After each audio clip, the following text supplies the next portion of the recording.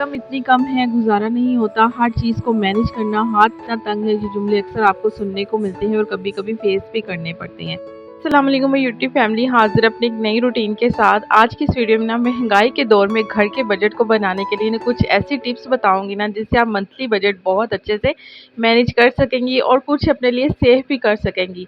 क्योंकि घर का बजट ऐसा होता है कि जिसको लेके ना हाउसवाइफ बहुत ज़्यादा स्ट्रेस में रहती हैं और परेशान भी रहती है कि महीने का एंड चल रहा है कि कुछ ऐसे एक्स्ट्रा खर्चे आ जाते हैं, हमने उसको कैसे मैनेज करना है, मंथली ग्रोसरी कैसे करनी है, सब इस वीडियो में बताऊंगी। बस वीडियो को लास्ट तक देख लेना है। मैं भी आप लोगों की तरह ही एक सिंपल हाउसवाइफ हूँ और जब हम एक सिंपल हाउसवाइफ की हैबिट को देखते हैं ना तो अपने अंदर हम उसको फॉलो करने की कोशिश भी करते हैं। कुछ ऐसी टिप्स भी हमें मिल जाती हैं।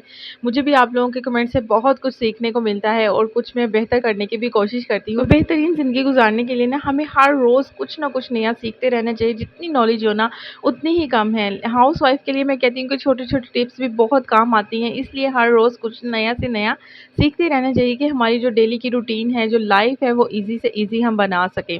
अच्छा, यहाँ पे ना मौसम अच्छा हो गया था, 2-3 दिन से ना काफ़ी अच्छा मौसम हो गया है, शुक्र है, नहीं तो लाहौर में इतनी ज़्यादा कोई गर्मी पड़ रही थी ना। जब से ईद गुज़री है ना, गर्मी इतनी कुछ ज़्यादा थी ना कि कहने की बात ही नहीं है। लेकिन 2-3 दिन से इतना कोई अच्छा मौसम हुआ है ना, अब तो खाने का भी दिल करता है, कोई मज़े-मज़े का कुछ चटपटा-सा ना। जब मौसम अच्छा होता है ना, तो फिर सबसे ज़्यादा ना हमारा कुछ खाने को दिल करता है। लेकिन बाज़ दफ़ा बजट नहीं होता, तो हम ये सोच के बस खुद को कंट्रोल कर लेते हैं कि बजट नहीं है, चलो फिर सही।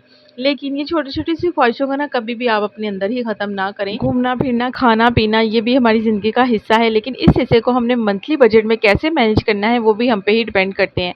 कुछ लोग ऐसे भी होते हैं जिनकी इनकम बहुत कम होती है, लेकिन अपने घर को बहुत अच्छे से मैनेज कर रहे होते हैं।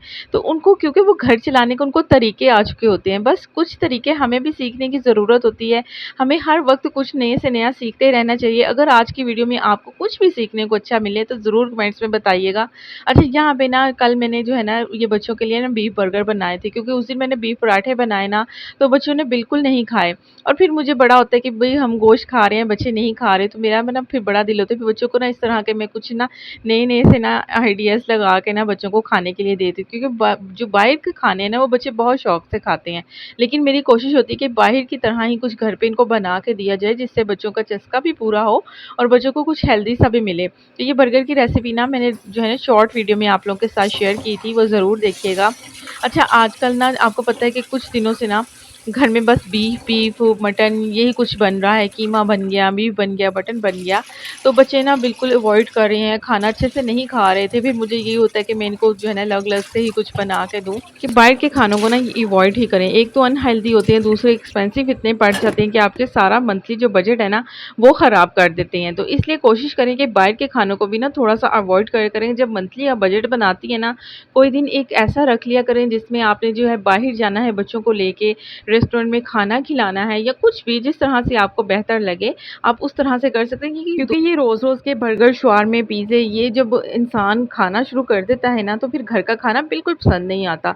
तो इसलिए कोशिश करें खुद भी अपने आप को भी थोड़ा-सा इस बात से ना कंट्रोल रखें, क्योंकि मैंने बहुत सी ऐसे अपने इर्द-गिर्द माहौल देखा है कि जो है ना लेडीज़ अक्सर रात को हस्बैंड को कह देती हैं कि ये चीज़ ले आएँ। पहले मैं भी ऐसा करती थी, इसलिए आपके साथ ये एक्सपीरियंस शेयर कर रही हूँ। लेकिन जब से मैंने खुद ये ध्यान देना शुरू किया ना कि इस बात से भी घर का बजट जो है ना ख़राब होता है, हस्बैंड जो है ना परेशान होते हैं फिर महीने के लास्ट पे, तो इसलिए ना फिर मैंने बहुत तरीके के साथ ना हर चीज़ को मैनेज करना शुरू कर दिया हुआ है। तो आप भी ना ये छोटी-छोटी अपनी जो है ना इर्द-गिर्द चीज़ों को ज़रूर देखें कि अगर कोई गलती हो रही है, हमारा बजट आउट हो रहा है, हमें आउट जो महीने के लास्ट में थोड़ी-सी भी मसले-मसाइल हो रहे हैं, कहीं हमारी छोटी-छोटी गलतियों की वजह से तो नहीं हो रहे। जब आपको ये एहसास हो जाएगा ना, तो फिर आपके जो है ना मंथली बजट बहुत अच्छे से मैनेज कर लेंगी। अब आपके साथ कुछ ऐसी टिप्स शेयर करूँगी जिससे आप जो है ना बहुत अच्छे से घर को चला सकेंगी और अपनी कुछ सेविंग भी कर सकेंगी। ये कोशिश करें कि सेविंग ज़रूर किया करें, चाहे थोड़ी ही करें, अपनी इनकम के लिहाज से करें, लेकिन किया ज़रूर करें। क्योंकि बाज़ दफ़ा कुछ ऐसे इवेंट्स, कुछ ऐसे खर्चे आ जाते हैं जो कि हमारी इनकम से नहीं मैनेज होते, लेकिन जब हमने एक्स्ट्रा रखे होते हैं ना, तो वो बहुत अच्छे से फिर हम मैनेज कर लेते हैं। हमारे घर का बजट भी नहीं आउट होता और हमारे घर के जो भी खर्चे हैं वो भी अच्छे से मैनेज हो जाते हैं। जो एक्स्ट्रा खर्चा आता है वो भी हमने जो सेविंग की होती है, मैनेज हो जाता है। फिर हमें कोई टेंशन नहीं होती। जब आपने कोई सेविंग ही नहीं करके रखनी, फिर जब मंथली जो हमारी इनकम आती है उससे ही हमने सारे खर्चों को मैनेज करना होता है जो एक्स्ट्रा होते हैं, तो फिर बहुत टेंशन हो जाती है। इसलिए जब भी आपकी इनकम आती है, सैलरी आती है ना, तो उसको 3 हिस्सों पे डिवाइड करें, एक लिस्ट बनाएँ कि हर चीज़ को हमने कैसे मैनेज करना है। जब आप 3 हिस्सों पे कैसे आपने डिवाइड करना है कि एक हिस्सा आपने रेंट का और बिलों का निकाल देना है जो कि ज़रूरी है भई, और दूसरा हिस्सा आपने घर की ग्रोसरी का निकाल देना है। तीसरे हिस्से में आपने कोशिश करनी है कि बच्चों की फ़ीसें भी उसमें से देनी है और घर के लिए सेविंग भी करनी है। थोड़ी बहुत आपने सेविंग ज़रूर करनी है, और सबसे पहले ना आप कोशिश करें कि जब इनकम आती है ना, तो 2-4 हज़ार ना साइड पे पहले ही कर दिया करें। फिर उसके बाद उसके 3 हिस्सों में इसको डिवाइड करके ना, तो सारे अपने खर्चों को मैनेज कर लिया करें, और उस 3-2 हज़ार को ना आप भूल जाया करें कि ये बस मैंने, अगर तो मेरी मुझे ज़रूरत पड़ी तो मैं इनको निकालूँगी, नहीं तो अगले मंथ ना ये डबल हो जाएँगे। और इस तरह से ना आप 3-4 महीनों में बहुत अच्छी खासी अमाउंट इकट्ठी कर लेती हैं कि जिससे आप अपनी जो है ना बहुत घर की चीज़ों को, ज़रूरतों को पूरा कर सकती हैं। क्योंकि इस महँगाई के दौर में ना हर इंसान ही परेशान है, चाहे जिसकी सैलरी 2 लाख है या चाहे जिसकी सैलरी 20,000 या 30,000 है। हर इंसान ही परेशान है। जिसकी सैलरी 2 लाख है ना, उसके उस लिहाज से खर्चे हैं। उसने उस लिहाज से अपने खर्चों को कंट्रोल नहीं किया होता, और जिसकी 30,000 है उसने उस लिहाज से खर्चों को कंट्रोल नहीं किया होता, जिससे भी हमें महीने के लास्ट पे ना बहुत परेशानी होती है, और कोई एक्स्ट्रा खर्चा आ गया तो फिर बस हम बहुत परेशान हो जाते हैं। तो इसलिए चाहे आपकी सैलरी 20,000 है या 2 लाख है, बस मैनेज आपने कुछ इस तरह से ही करना है। जब आप घर की ग्रोसरी करने जाते हैं ना, तो इम्पोर्टेंट ये है कि हमने ग्रोसरी करनी है, इम्पोर्टेंट ये नहीं कि हमने बड़े स्टोर से जाके करनी है। कोशिश करें कि कोई अच्छी जो है ना होलसेल मार्केट में जाएँ, वहाँ से जाके आप अपने जो है ना घर की ज़रूरियात ज़िंदगी की हर चीज़ मुयस्सर है, जहाँ से ये यूटिलिटी स्टोर वाले अपनी हर चीज़ को ला के बस पैकिंग करके वहाँ पे रख देते हैं, जिससे हमें भारी-भारी टैक्स भी अदा करने पड़ते हैं। अच्छा, मैं ना एक बार ना मैं आपके साथ ना अपना एक्सपीरियंस शेयर करूँगी। उसके बाद जब मैं कहती हूँ कि मैं वो चीज़ आप लोगों के साथ शेयर करती हूँ जो मेरे साथ होके गुज़री थी। मैं अपना एक्सपीरियंस मैं दूसरे किसी की बात ही नहीं करती। मैं अपने साथ जो मेरे साथ हुआ होता है ना, वो आप लोगों के साथ शेयर करती हूँ। एक बार ना हम रमज़ान था शायद, आई थिंक रमज़ान ही था, और मैं और मेरे हस्बैंड ना हम ग्रोसरी करने चले गए कैरी फॉर में, जो फोर्ट्रेस में है। तो ना वहाँ हम चले गए, हमने जाके शॉपिंग की, घर आ गए। कभी हमने ना देखा ही नहीं कि इन चीज़ों पे टैक्स पड़ता है।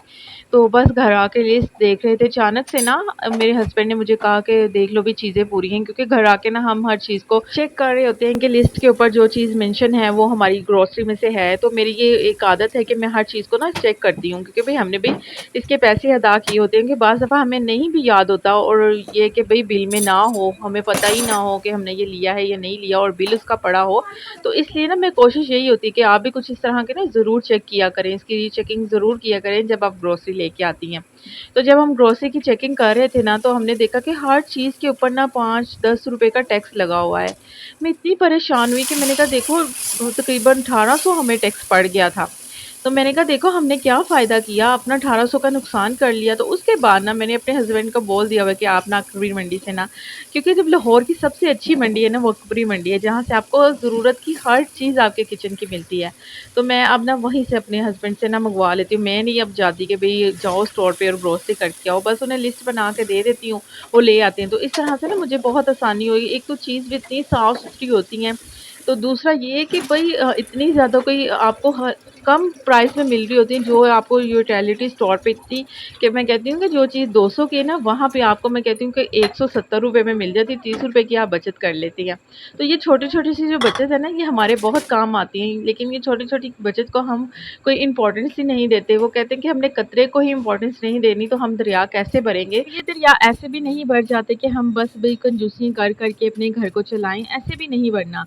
उसके लिए बेस्ट, और मैं कहती हूँ कि दुनिया जहाँ की बेस्ट हैबिट जो है ना, वो ये है कि सदका। आप कोशिश करें आपकी जितनी इनकम है ना, उसमें से कुछ परसेंट ना अपना सदके के लिए निकाला करें। थोड़ा बहुत अल्लाह की राह में ना उसको खर्च किया करें।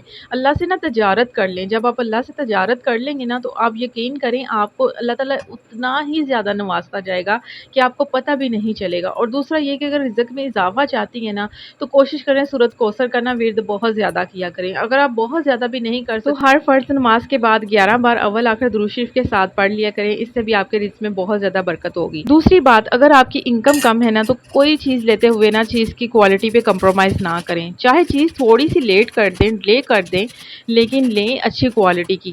जब आप हल्की क्वालिटी की कोई चीज़ ले लेते हैं ना, तो जहाँ पे आपको वो 3-4 महीने चलनी होती है ना, वो 1 महीना चलती है। तो कोशिश करें कि चीज़ अच्छी क्वालिटी की लेंगे, एक तो आपकी लॉन्ग टाइम चलेगी, और बार-बार आपको लेने की ज़रूरत नहीं पड़ेगी। मिसाल के तौर पे अगर आपके बच्चों के स्कूल शूज़ ही हैं ना, तो कोशिश कोशिश करें, एक मिसाल दे रही हूँ, बाकी आप पे डिपेंड करता है आपने अपने घर को कैसे मैनेज करना है। मैं तो बस आपके साथ ना अपनी एक छोटी-छोटी सी हैबिट और छोटी-छोटी सी टिप्स ही शेयर कर रही हूँ। बच्चों के स्कूल शूज़ ही हो गए, अगर आप हल्की क्वालिटी के लेके आते हैं, एक तो बच्चा भी अनकंफर्टेबल रहता है, उनके पाँव में भी पेन रहता है, इतना टाइम उन्होंने स्कूल में बैठ के गुज़ारना होता है। तो फिर जब आप उसको एक लोकल मार्केट से शूज़ ले देती हैं, एक तो वो 3-4 महीने ही चलेंगे, फिर पाँव भी दर्द करेंगे। लेकिन अगर आप किसी ब्रांड से, बाटा से या किसी और भी ब्रांड से लेके उन्हें वो शूज़ पहनाती हैं, वो बच्चे भी कम्फ़र्ट रहते, लॉन्ग टाइम चलती है। तो ये तो एक छोटी-सी मिसाल थी, घर की बहुत ऐसी चीज़ें होती हैं जिससे हम जो है ना हाउसवाइफ़ कंप्रोमाइज़ करके ना लो क्वालिटी की ले आती हैं और बाज़ दफ़ा फिर हमें नुकसान ही उठाना पड़ता है। तो ये नुकसान को भरने के लिए ना आपने बस अपने अंदर ये एक हैबिट बना लेनी है कि हमने अच्छी जो है ना चीज़ लेनी है, कम क्वालिटी की चीज़ हमने कभी भी बाय नहीं करनी।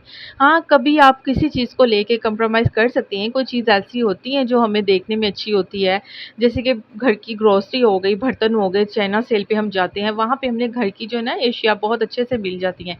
लेकिन कुछ चीज़ों पे हम कंप्रोमाइज़ कर सकती हैं, लेकिन कुछ पे हम कंप्रोमाइज़ नहीं कर सकती। और ये है कि जब आपका महीने का बजट आउट होता है ना, तो फिर आपके घर का माहौल भी ख़राब होता है और जब घर का माहौल ख़राब होता है, ज़िंदगी का सुकून भी जाता है, जब ज़िंदगी का सुकून जाता है, तो फिर हर चीज़ ही आपको ख़राब लगती है। तो इसलिए ना इस हर चीज़ को बेहतर बनाने के लिए ना बस थोड़ी-सी सलीकामंदी की और थोड़ी-सी अक्लमंदी की ज़रूरत है। तो देख लें हमने कितनी ज़्यादा कोई बातें कर ली हैं, साथ में मेरी बिरयानी भी रेडी हो गई है। अच्छा बिरयानी आज मैंने बोनलेस चिकन की बनाई, साथ में गोल-गोल जो है ना आलू काट के मैंने डाल दिए थे और बहुत मज़े के साथ में मैंने खीरे का रायता बना लिया था क्योंकि मौसम अच्छा था ना, तो जब मौसम अच्छा हो ना तो फिर बिरयानी खाने का मज़ा भी अपना है। कुछ तो इतने बिरयानी लवर होते हैं ना, मैं कहती हूँ कि दिन-रात बस कहते हैं कि बिरयानी ही मिलती रहे।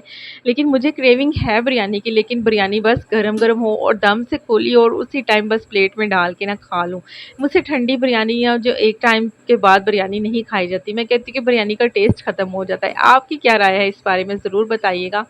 तो यहाँ पे ना बिरयानी देख लें बहुत ही मज़े की बनी थी और बस इसको जो है ना मैंने अपने लिए प्लेट में निकाल लिया था क्योंकि बिरयानी गरम हो और गरम-गरम ना खाओ ना तो फिर बिरयानी का वो मज़ा ही नहीं रहता। तो अभी के लिए अल्लाह हाफ़िज़। वीडियो अच्छी लगी तो लाइक करें, शेयर करें। चैनल पे मेरे फर्स्ट टाइम है, चैनल को सब्सक्राइब करके मेरे साथ जुड़ जाएँ क्योंकि होम रिलेटेड टिप्स, हैबिट्स आप लोगों के साथ शेयर करती हूँ और मज़े-मज़े की रेसिपी भी शेयर करती रहती हूँ। तो अभी के लिए अल्लाह हाफ़िज़, मिलेंगे नेक्स्ट और मज़े की व्लॉग के साथ।